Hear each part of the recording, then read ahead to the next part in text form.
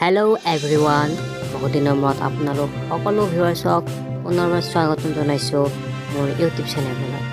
আজি মই আপোনালোকৰ মাজলৈ পুনৰ অসম চৰকাৰৰ চাকৰি ADR GATE 3 SI কনষ্টেবল নিযুক্তি পোষ্টসমূহৰ ৰিটেন এক্সামিনেশ্যনৰ যি নিউ আপডেট, সেই নিউ আপডেটসমূহ আপোনালোকৰ মাজলৈ পুনৰবাৰ লৈ আহিছোঁ।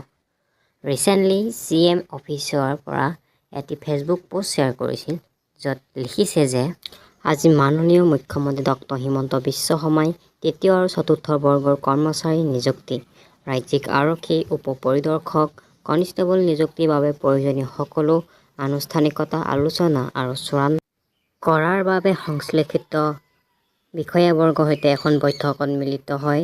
বৈঠকত পৰীক্ষাৰ প্ৰক্ৰিয়াত স্বচ্ছতা বজাই ৰখাকে ধৰি নিযুক্তি সন্দৰ্ভত সকলো বিষয় পুংখানুপুংখভাৱে আলোচনা কৰা হয়।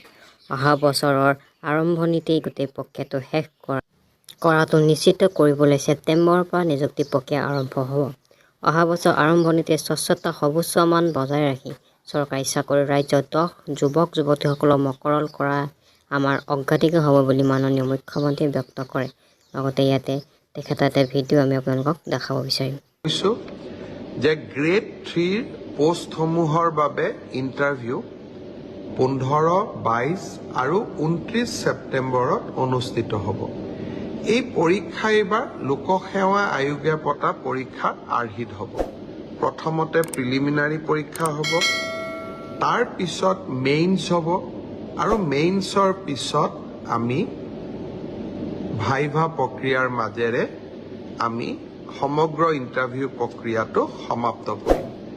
প্ৰিলিমছ এক্সাম তৃতীয় শ্ৰেণীৰ পদসমূহৰ বাবে 15, 22 আৰু 29 ছেপ্টেম্বৰত অনুষ্ঠিত হ'ব।